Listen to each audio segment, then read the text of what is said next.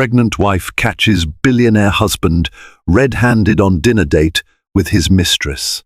In the hushed luxury of an exclusive midtown restaurant where politicians, A-list celebrities, and world-renowned moguls mingle, one table in the corner casts a shadow longer than any scandal.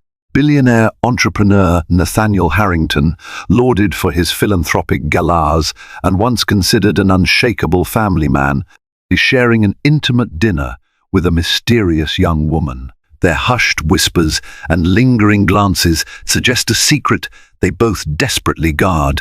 Little do they realize that his pregnant wife, Charlotte Harrington, has arrived unannounced, her heart pounding with suspicion and dread.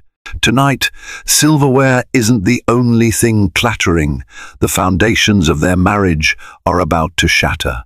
Nathaniel Harrington's rise to power was the stuff of modern legend. Born in Boston to a middle-class family, he catapulted himself to unimaginable wealth by founding an aerospace startup that caught the attention of Elon Musk and gained backing from major venture capitalists. While still in his early 30s, he sold the company for a fortune and then reinvested in sustainable energy projects, real estate, and philanthropic endeavors. Headlines proclaimed him the golden boy of tech and charity, with photos capturing him smiling alongside Bill Gates at healthcare fundraisers or shaking hands with Prince William at environmental summits.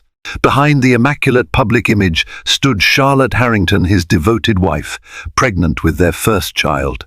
She hailed from a sophisticated London family, but had embraced Nathaniel's American dream with unyielding optimism. Together, they were a power couple straight out of a society magazine, wealthy, stylish, and seemingly in love. Charlotte, graceful yet strong-minded, had turned a blind eye to the subtle shifts in Nathaniel's behavior lately. The phone calls at odd hours, the cryptic text messages that made him slip away into another room, the business dinners that dragged on until midnight. She wanted to believe his excuses, telling herself that building an empire often demanded sacrifices. But a growing doubt gnawed at her. She had been raised by parents who kept up appearances for the British high society set, only to divorce after years of quiet misery. She recognized the warning signs: emotional distance, forced smiles, hollow reassurances. Pregnancy made her more attuned to changes in her environment. Each time she felt the baby kick, she vowed to protect this new life from whatever storm might be gathering. While Nathaniel was away at meetings, Charlotte found solace in renovating the child's nursery, carefully selecting pastel paints, safe organic bedding, and plush toys. Each brushstroke on the walls calmed her nerves, as if she could paint over the cracks forming in her marriage.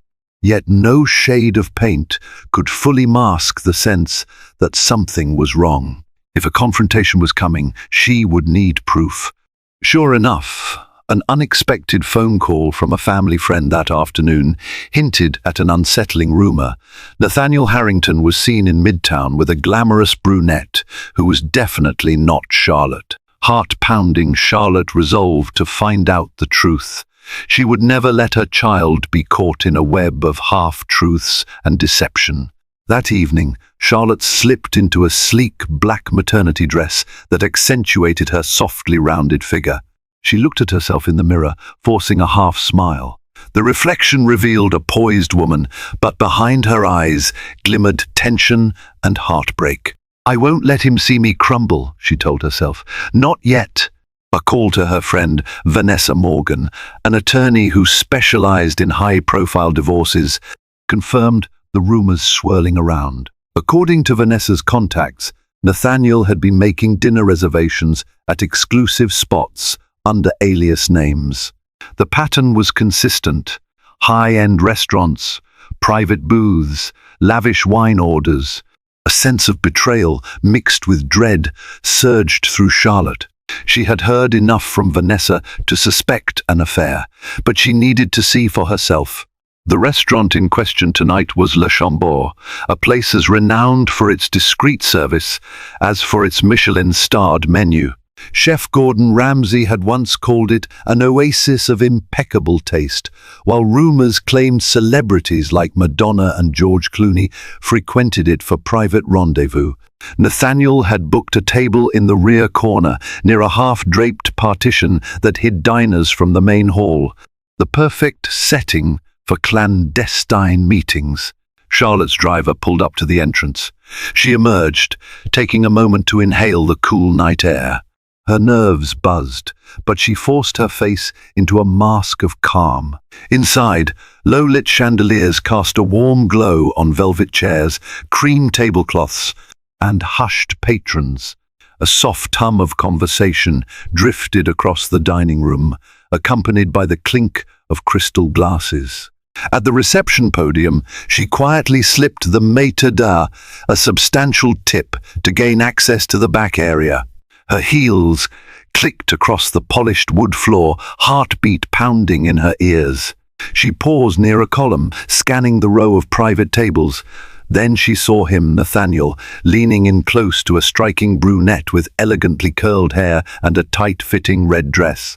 A bottle of Chateauneuf du Pape wine chilled in a silver bucket beside them.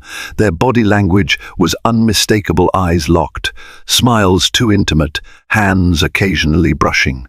Charlotte's chest tightened. Nathaniel's wedding ring was still on his finger, glinting under the soft lights. She resisted the urge to stride straight to their table and confront them. Instead, she stepped behind a tall, decorative fern, carefully observing, phone in hand, poised to document the damning truth. She needed more than rumors if she was going to face her husband and protect her unborn child from the fallout of his duplicity. Seated across from Nathaniel was Celeste Moreau, a French-American marketing executive known within elite circles for her bold fashion sense and relentless ambition. Over the past year, she'd engineered a stellar reputation for landing major celebrity endorsements, including deals with Selena Gomez and BTS. Her charm was legendary, so was her rumored talent for manipulating powerful men. Celeste had met Nathaniel at a Silicon Valley fundraiser, where she'd been marketing director for one of the event's prime sponsors. They'd bonded over a shared interest in environmental philanthropy. He boasted about his plan to build green tech labs worldwide, while she dazzled him with her global network of brand influencers. One lavish business dinner turned into another, the conversation drifting from philanthropic strategies to personal confessions. Celeste skillfully played the sympathetic listener to Nathaniel's complaints about work stress and the pressure of impending fatherhood. Soon, texts escalated into late-night phone calls. Before long, Nathaniel invited her to discreet meetups in New York, promising to fund her upcoming marketing startup. Flattered by his attention, Celeste reveled in the clandestine nature of their association. With his handsome looks, wealth, and famous name, Nathaniel was the perfect trophy conquest. Yet Celeste didn't fully realize the magnitude of her actions until that particular evening at Le Chambord. She studied the anxious glint in Nathaniel's eyes, the way he scanned the room every time someone passed by. Deep down, she suspected the risk of exposure was higher than ever. Gossip networks across the city thrived on high-profile scandal. If someone recognized them, if they were photographed, her career would either skyrocket from infamy or implode from bad press. But Celeste's ambition overshadowed caution. She leaned forward, lightly grazing her fingertips over his wrist as she whispered, "You look worried." Her voice was as smooth as the velvet seat cushions. "You're sure we won't be recognized?" Nathaniel forced a smile, hoping to appear unruffled. "Positive. The staff here value discretion." In truth, a shiver of guilt rippled through him as he recalled Charlotte's face, how it lit up whenever they talked about their future child.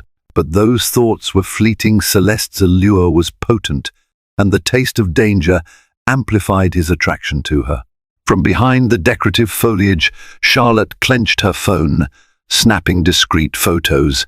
Each captured frame hammered home her worst suspicion: her husband, father of her unborn child, was here with another woman. She had to steel herself. There would be no going back after what she was about to do. Charlotte's heart thumped so violently that she worried the entire restaurant could hear it. Yet she steadied her trembling hands. She knew it was time. Le Chambord had been the stage for many private deals and hush-hush encounters, but seldom had it witnessed a confrontation like the one about to unfold. With a silent exhale, she emerged from behind the decorative fern and glided toward the table. The hush that fell over the surrounding diners signaled that her carefully chosen black maternity dress and resolute posture commanded attention. As she approached, Nathaniel looked up. The horror in his eyes was instant, mirroring the dread she had carried for weeks. He stood, knocking over his half-finished glass of wine in the process.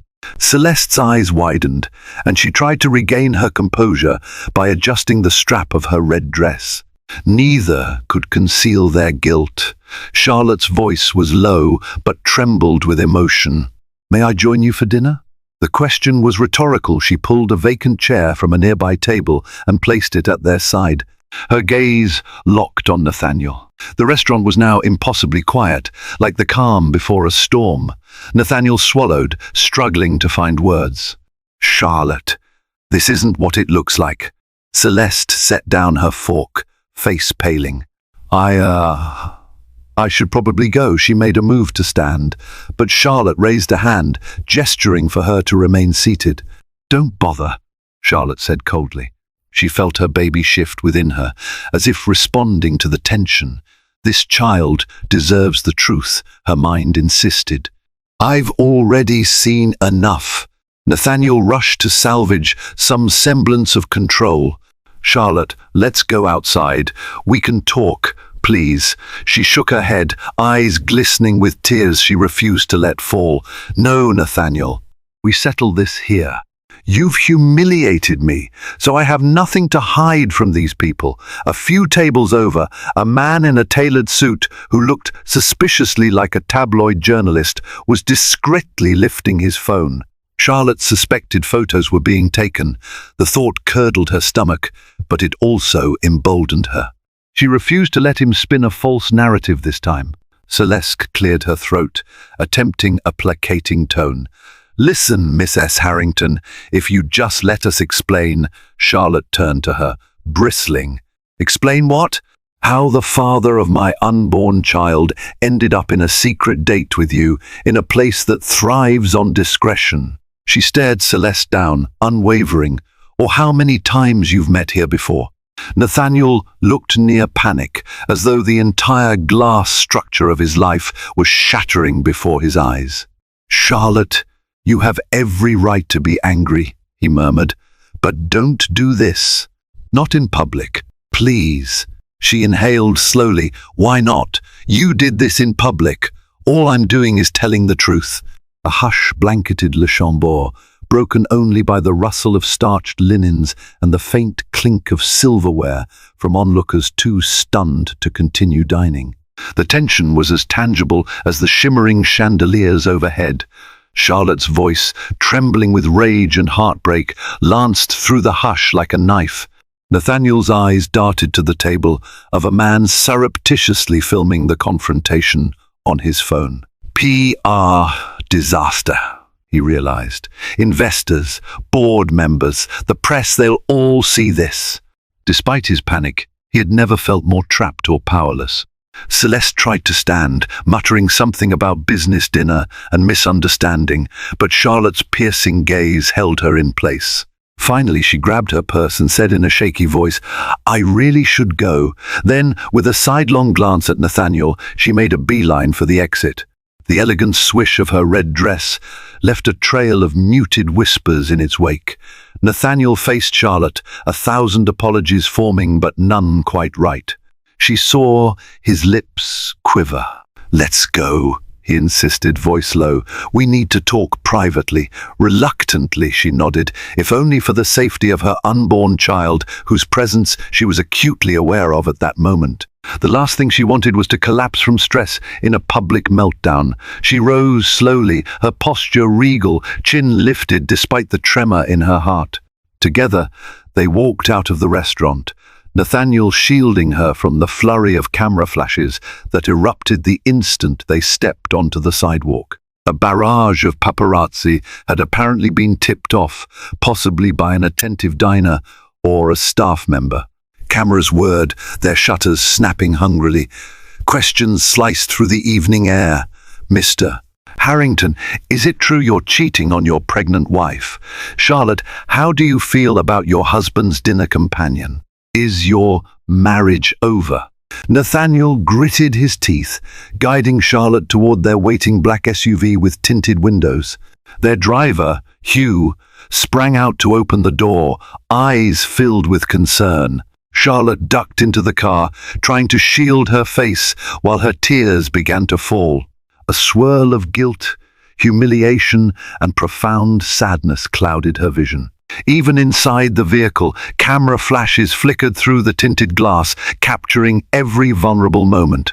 The door slammed shut, leaving the clamor of the press behind. But the damage was done. A single evening had reduced their carefully crafted public facade to a sensational headline. Now, in the hushed confines of the SUV, the real fight and heartbreak was only just beginning.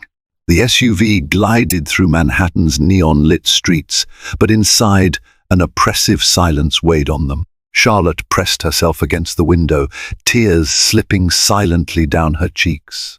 She watched the city skyline blurred by heartbreak, the lights reflecting like shards of broken glass. She couldn't bear to glance at Nathaniel. He stole fleeting looks at her, the guilt practically carved into his face. His tie felt suffocating, a reminder of how impeccably he'd dressed for a night of deception. Finally, he spoke in a low, trembling voice. "Charlotte, I'm sorry." She remained rigid, eyes fixed outside.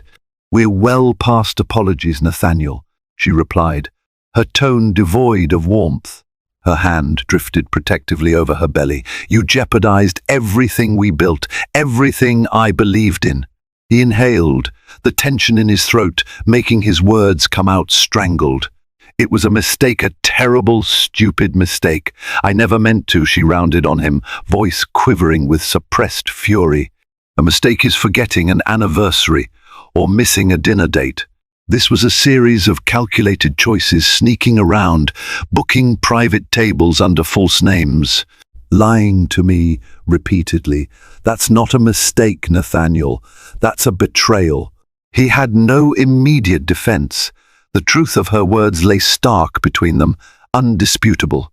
The baby stirred within Charlotte, intensifying her turmoil.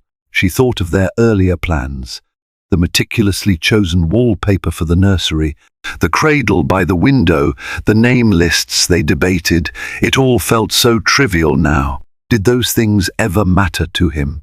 As they approached their penthouse building, the doorman stood ready, but the couple inside the SUV sat in tense stillness for a moment. Nathaniel finally gathered the courage to ask, "Will you come upstairs?" Charlotte stared at him, fatigue etched in her eyes. "I live there too, or have you forgotten?" Her bitter words echoed. The SUV pulled to a stop, and Hugh quickly opened the door. Stepping out, Charlotte braced herself for more prying stares.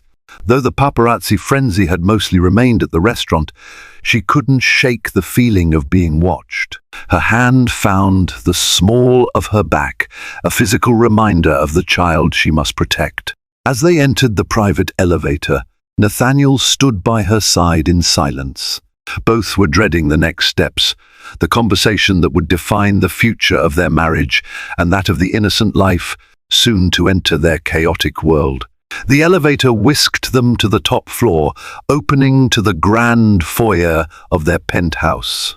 Designed with marble floors, modern art, and floor-to-ceiling windows overlooking Central Park, the space usually felt like a testament to their success. Tonight, it felt like the stage of a Greek tragedy. Charlotte kicked off her heels near a minimalist console table, the same place where they'd once displayed pictures from their charitable galas and vacations. Now, the silence echoed with heartbreak. She turned to face Nathaniel, arms folded tightly. "Start talking," she demanded. He loosened his tie, ran a hand through his hair. It began as business," he said haltingly. "Celeste had these proposals for brand expansion and philanthropic sponsorship. We met a few times. I didn't intend to let it go further, but spare me the it just happened excuse," Charlotte snapped, tears biting at the corners of her eyes. "You're old enough to know that nothing just happens." Nathaniel nodded, eyes cast downward. "I'm not trying to justify it. I let my guard down." She was exciting. I was afraid of the changes coming with fatherhood, the responsibilities. I felt cornered, overwhelmed, and I'm sorry, truly sorry. Charlotte's lip trembled. "Overwhelmed? I'm the one carrying this baby," she retorted, voice shaking. "Did you ever think about me? About what this stress would do to my health or to our child?" Nathaniel stepped closer, a desperate plea in his eyes. "I never wanted to hurt you. I promise it's over. I'll do anything, therapy, counseling, you name it. Just don't shut me out." He reached for her hand, but she pulled away.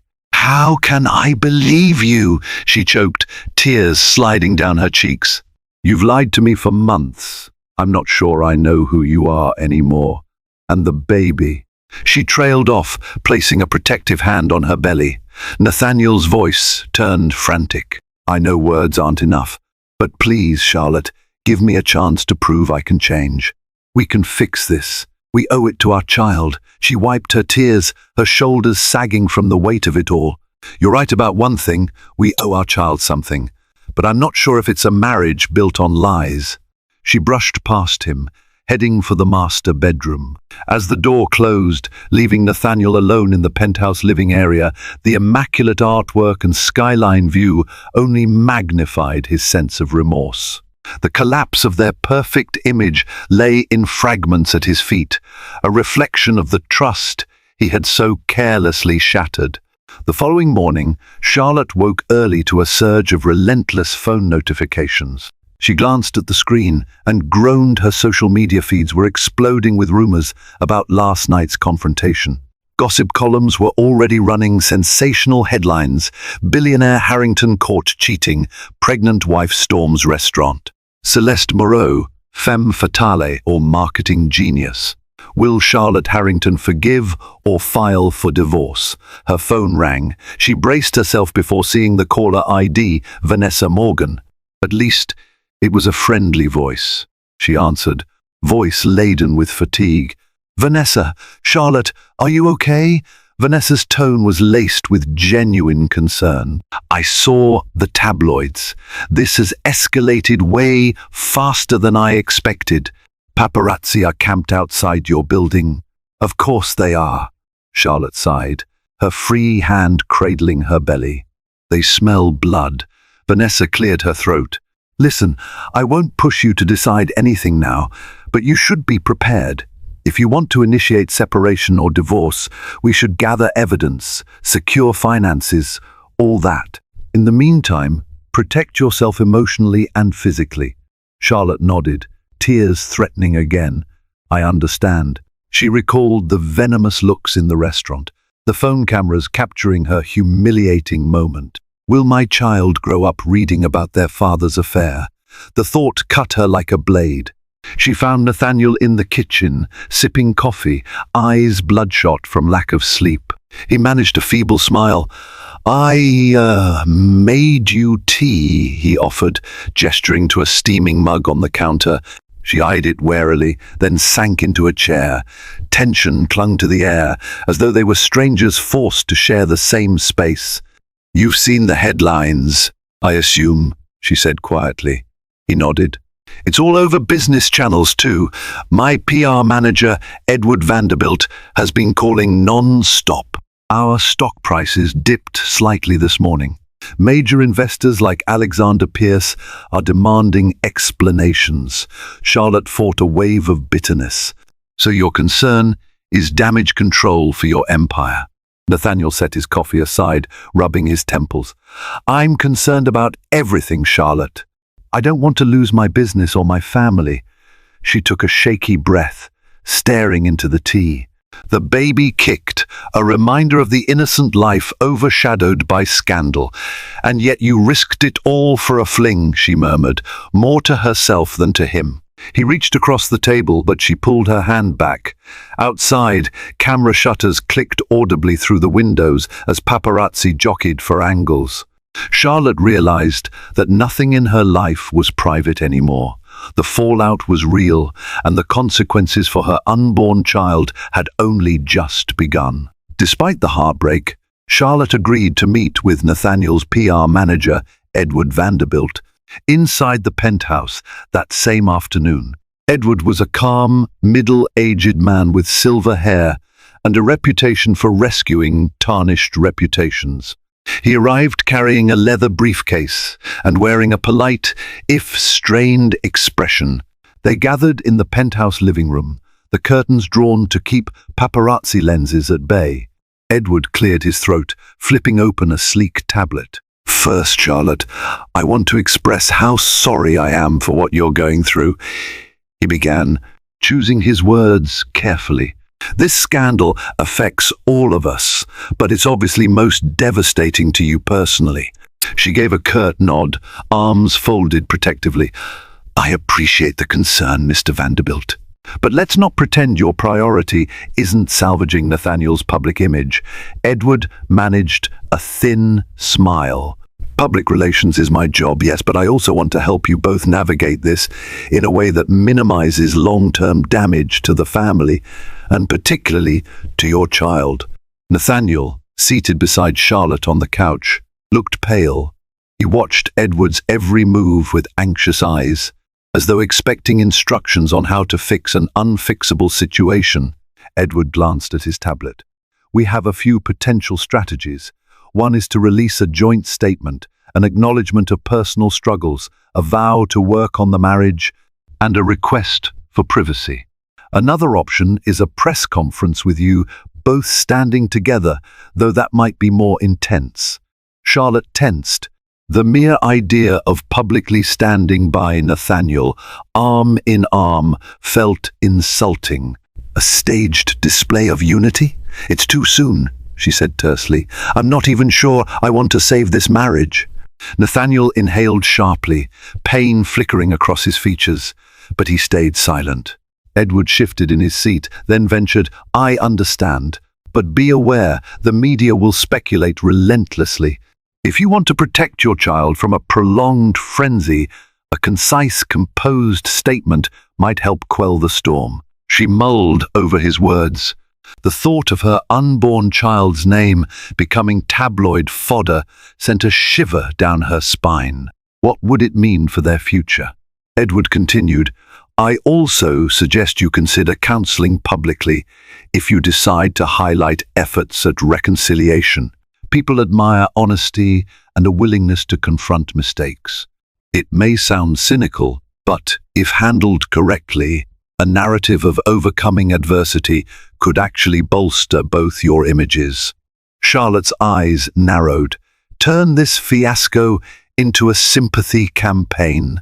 Spare me. Nathaniel finally spoke, voice hoarse. I'll do whatever it takes. Therapy, statements, anything. As long as there's a chance for us. In the tense quiet, the only sound was the faint buzzing of a text alert on Edward's phone. Charlotte noticed his eyebrows knit together as he read something. Another crisis. Likely. The real crisis, however, was the shattered trust in her marriage, something no polished press release could so easily mend. Amid the media frenzy, Charlotte felt her emotional reserves draining. She spent hours holed up in the penthouse library, flipping through parenting books, but barely absorbing the words. Each page seemed to ask the same question: how can you provide a stable environment for your child when your own life is in disarray? On the third day after the scandal broke, a surprise visitor arrived, Mariana Fernandez, Nathaniel's longtime housekeeper, who had been quietly absent since the confrontation. Mariana had worked for the Harringtons for years, almost like part of the family, one who saw everything and rarely spoke out of turn. "Miss S. Harrington," she said softly, standing in the library doorway. "May I speak with you?" Charlotte put down her book on newborn care, forcing a polite smile. "Of course, Mariana. Come in."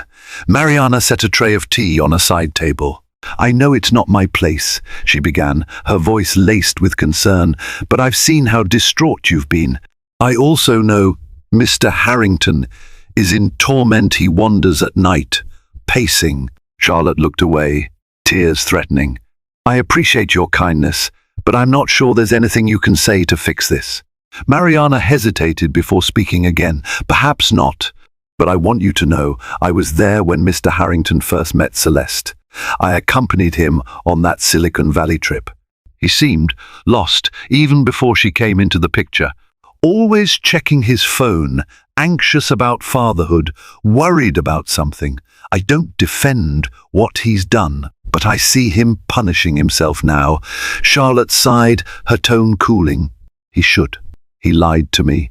He risked our future for a thrill." "Yes," Mariana agreed solemnly, "he did. But you've always said the baby deserves a family built on love, not just appearances. Maybe it's worth seeing if there's a chance to rebuild. For the child." Charlotte squeezed her eyes shut. She had told herself the same thing late at night, wrestling with whether to walk away or attempt forgiveness. Hearing it from Mariana, someone who had witnessed their private moments, good and bad, made it all the more poignant. "Thank you," Charlotte finally replied, voice trembling. "I'm not sure what I'll do, but your words, they mean a lot." Mariana bowed her head respectfully, then quietly left the room. Charlotte stared at the tea, reflecting on the unexpected comfort. An ally in the midst of betrayal, she thought, feeling a small measure of gratitude. Yet the ultimate decision whether to stay or go still loomed like a dark cloud over her, threatening to engulf her child's future as well.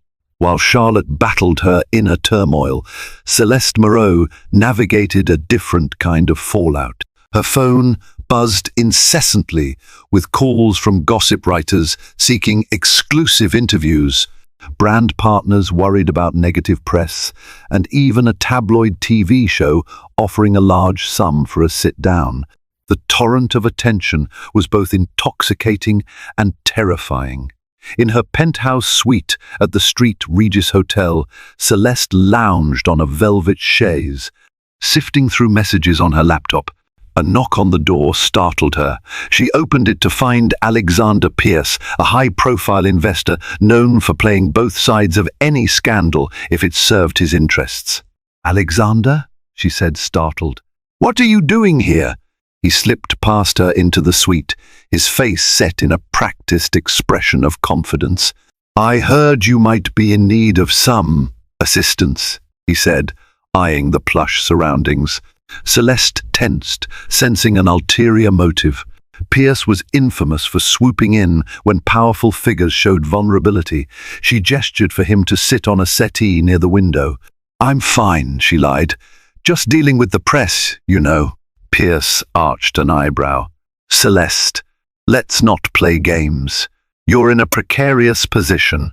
Nathaniel's empire is reeling. You're at the center of the scandal, and we both know you have your own marketing startup about to launch. Negative press could scare off investors. But perhaps I can help if I see mutual benefit." Celeste's stomach tightened. "And what exactly do you want in return?" He flashed a predatory grin. "I have a few public figures who might need clever PR campaigns soon. If you handle them discreetly, I could direct significant funding your way. Also, I'd appreciate any inside information about Harrington's next moves. Let's just say I have business interests tied to his success or failure." She realized with a jolt that Pierce wanted leverage over Nathaniel. An uneasy feeling crept over her. Turning her involvement with Nathaniel's affair into a bargaining chip felt like stepping onto dangerously thin ice. Yet the lure of guaranteed funding for her startup tugged at her ambition. "I'll consider it," she replied coolly, hoping to maintain an air of control. Inside, she wrestled with guilt and greed. She had no illusions about being a moral paragon, but using this scandal to further her career was a new low, even for her. As Pierce rose to leave, he gave a final smirk. "Think fast, Celeste. Opportunities don't linger forever." He closed the door softly, leaving her in the swirl of ethical compromises. Outside, the city bustled on, oblivious to the private deals and betrayals, forging a deeper labyrinth of scandal behind closed doors. Back at the Harrington penthouse, Nathaniel wrestled with his own demons. Each passing day brought fresh headlines, each more salacious than the last. He also faced internal pressure from the boards of his companies, concerned about plummeting public confidence. The philanthropic circles that once praised him for altruism now whispered behind his back. Even a planned charity gala with Warren Buffett and Melinda Gates had been postponed, an obvious code word for cancelled due to controversy. Desperate to salvage both his marriage and his reputation, Nathaniel booked an appointment with Dr. Ashley Langford, a well-regarded couples therapist. He approached Charlotte with the proposal one morning, heart racing. "I've already set up an appointment," he said quietly, handing her a slip of paper with the date and time. "Please come." Charlotte eyed the note, her face unreadable. Part of her wanted to laugh bitterly at his newfound eagerness. Still, she found herself nodding. "All right," she said. "I'll go, but don't expect miracles." On the day of the session, the two arrived at Dr. Langford's discreet office in Midtown, stepping into a tastefully decorated room with plush chairs and soft, soothing lighting. Dr. Langford, a poised woman in her 50s, greeted them warmly. She invited them to sit, offering tea. The atmosphere encouraged honesty. Nathaniel spoke first, voice shaking slightly. He recounted the fears that had gnawed at him, pressure from investors, fear of fatherhood, the sense that everything was spiraling out of his control. Celeste, he admitted, was a reckless attempt to reclaim excitement, to feel desired without the weight of expectations. Charlotte listened quietly. When it was her turn, she unleashed a torrent of emotion, anger at his betrayal, sadness at the shattered trust, worry for their unborn child's future. She admitted she felt isolated, as if carrying the burden of their marriage and parenthood alone. Dr. Langford guided them through exercises in open communication, no interrupting, no name-calling, just raw truths laid bare. The hour ended with tears from both, but also the first faint glimmer of hope. A vow was made to attend weekly sessions. Outside the office, Charlotte kept her distance, hugging her arms around her growing belly. But there was a slight lift in her posture, a sense that maybe, if Nathaniel could show consistent remorse and effort, they could salvage some semblance of a family for their child. Nathaniel held the door, letting her exit first, aware of how fragile the moment was. He had taken a step, just one, toward redemption, but the path ahead was steep and riddled with uncertainty. Word of Nathaniel's therapy sessions with Charlotte quickly found its way into the rumor mill, though no one knew whether it signaled a genuine reconciliation or just a PR stunt. Meanwhile, Celeste Moreau discovered that not all publicity is good publicity.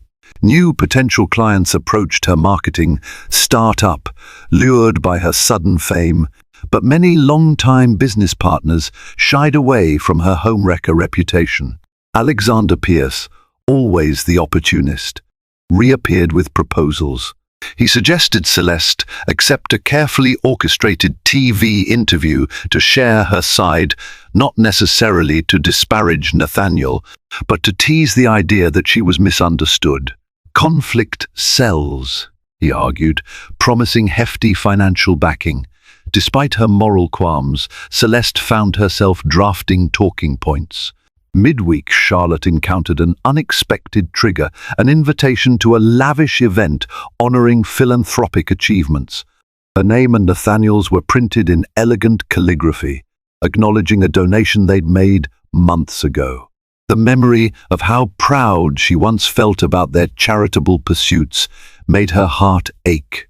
Nathaniel brought the envelope to her with a hesitant look, as if asking, "Do we attend?"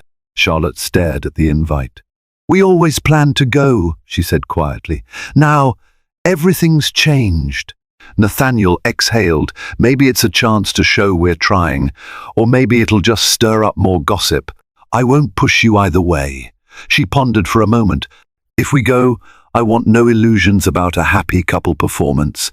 We attend together because we're still married. Beyond that, it means nothing unless you prove otherwise." He nodded, gaze solemn, understood.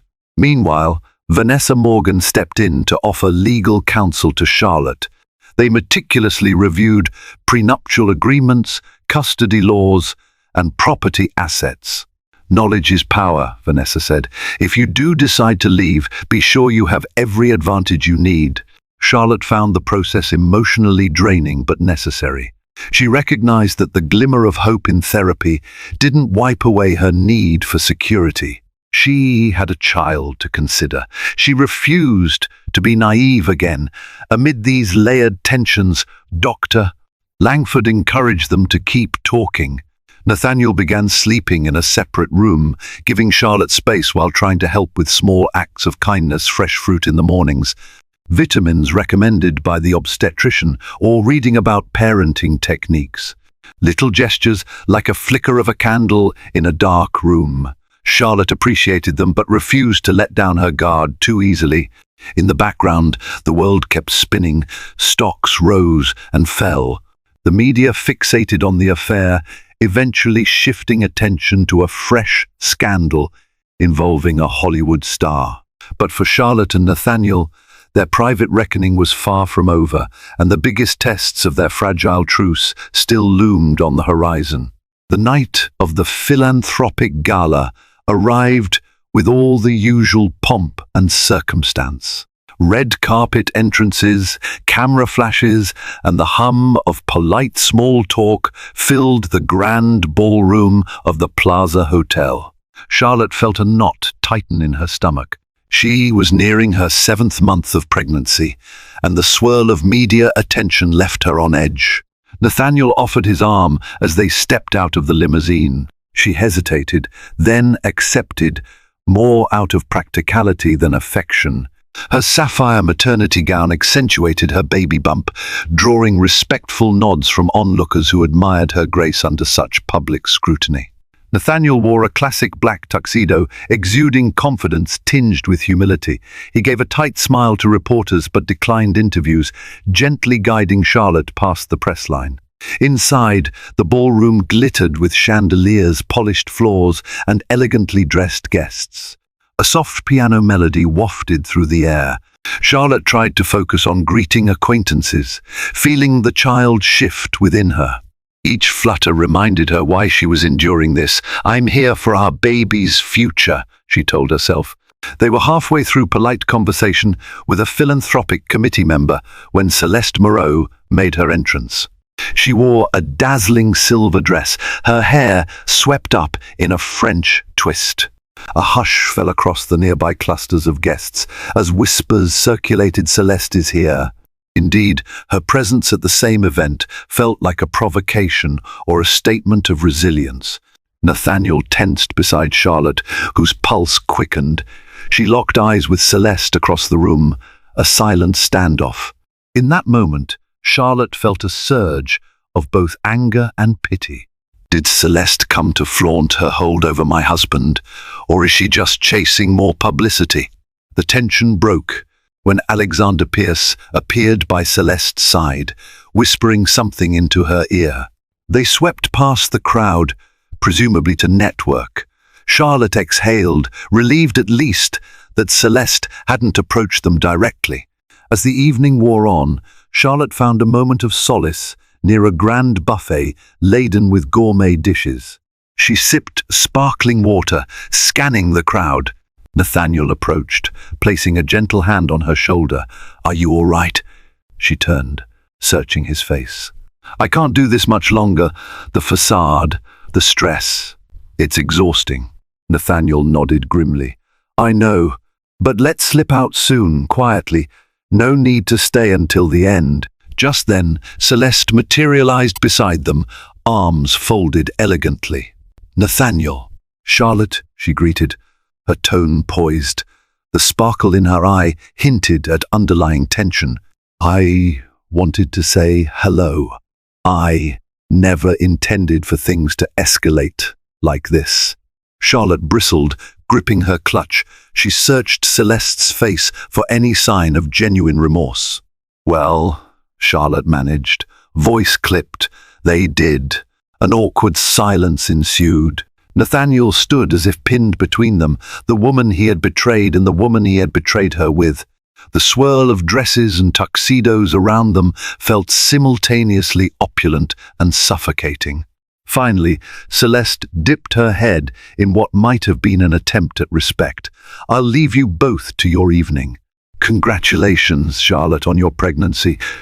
Truly." With that, she vanished into the crowd. Charlotte blinked, letting out a breath she hadn't realized she was holding. Nathaniel touched her elbow gently. "Let's go home," he whispered. She agreed, letting him guide her out of the gala. If a turning point existed, it might be found away from the prying eyes and forced smiles somewhere they could decide if redemption was still possible or if the final fracture in their marriage had just been sealed. Back in the sanctuary of their penthouse, Charlotte kicked off her heels, wincing at the soreness in her feet. She set aside her clutch and sank onto a chaise in the living room. The lights of the city glimmered through the floor-to-ceiling windows, a silent witness to her inner turmoil. Nathaniel hovered a few steps away, uncertain, hands tucked in his tuxedo pockets. Finally he approached. "I'm sorry you had to face her," he offered quietly. "I didn't expect Celeste to show up tonight." Charlotte studied him. "You don't control her actions," she said, voice heavy. "But do you realize how humiliating it was to have all those eyes on us, watching, whispering?" He dropped his gaze. "I do. I hate that I've brought this on you." Silence expanded between them. Charlotte touched her belly, feeling another fluttery kick. In that moment, the months of tension, heartbreak, and fleeting hope coalesced into a single question: do we still have a future together? Nathaniel seemed to sense her thoughts. He knelt down beside the chaise, his voice earnest. "I know you can't trust me easily, but I promise you, Charlotte, I'll keep going to therapy. I'll keep being honest with you, no matter how hard it is. I know words mean little now, but let me show you through action." She closed her eyes. Memories washed over her, the night they danced under fairy lights in the Hamptons, the morning he proposed with a trembling smile, the ultrasound appointment where they first heard the baby's heartbeat. How had it come to this? At length she spoke. "I'm not sure if I can ever look at you the same way. The betrayal runs deep, but part of me can't let go. Maybe it's foolish, but for our child's sake, I'm willing to see how your actions line up with your words." Nathaniel exhaled, relief mingling with anxiety. "Thank you," he whispered. "You won't regret it." She stood, heading toward the bedroom. "Don't make promises you can't keep," she warned softly. "We'll keep therapy sessions. We'll decide, day by day, if this marriage can be salvaged. But if you slip even once—" He rose, nodding gravely. "I understand." As she disappeared behind the bedroom door, Nathaniel was left alone, heart pounding with a mix of hope and dread. Outside, the city lights sparkled like distant stars, hinting at possibilities. Could there be redemption in the cracks of this broken marriage? Only time and the perseverance of two wounded hearts would tell. Weeks passed. The tabloids moved on to other scandals, but the echoes of betrayal lingered in the Harrington home. Charlotte and Nathaniel attended weekly therapy sessions with Dr. Langford, where they struggled to rebuild even a semblance of honesty. They tackled their deepest insecurities, his fear of fatherhood, her fear of abandonment, the shared guilt and sorrow for what had transpired. Celeste Moreau receded from Nathaniel's life. Rumor had it she struck a delicate deal with Alexander Pierce and was working on a new marketing campaign abroad. Whether she truly regretted her role in the affair remained ambiguous, but she kept her distance, and for that, Charlotte was grateful. In small ways, Nathaniel showed growth. He cancelled late-night business dinners, choosing instead to cook simple meals with Charlotte and discuss parenting classes. He surrendered all passcodes, financial statements, and travel itineraries to her. While the gesture felt invasive, it also served as a tangible reminder of his commitment to transparency. As Charlotte's belly expanded, so did her cautious sense of optimism. Though the scar from Nathaniel's betrayal would never fully disappear, she began to see glimpses of the man she first fell in love with, his gentle humor, his protectiveness, the earnest desire to shield her and their unborn child from harm. One afternoon, while organizing the nursery, Nathaniel nervously joined her. He picked up a small plush bear, running a thumb over its stitched face. "Can I help?" he asked softly. Charlotte nodded, handing him a stack of baby blankets to fold. The two worked in companionable silence, an unspoken testament to the tentative truce they were forging. Eventually, Charlotte sank onto the rocking chair, exhausted. Nathaniel crouched beside her, gazing at her swollen belly. "I don't deserve forgiveness," he whispered, pressing a palm lightly against where their baby moved. "But I'm going to spend every day fighting for it." She stared at him, tears welling in her eyes. "We can't erase the past, but maybe we can write a better future, for the baby's sake." He managed a small, hopeful smile. Outside, a golden sunset painted the sky in warm hues, filtering through the penthouse windows and illuminating them both. In that moment, the darkness of betrayal felt just a little farther away, replaced by the soft glow of a fragile, hard-earned second chance.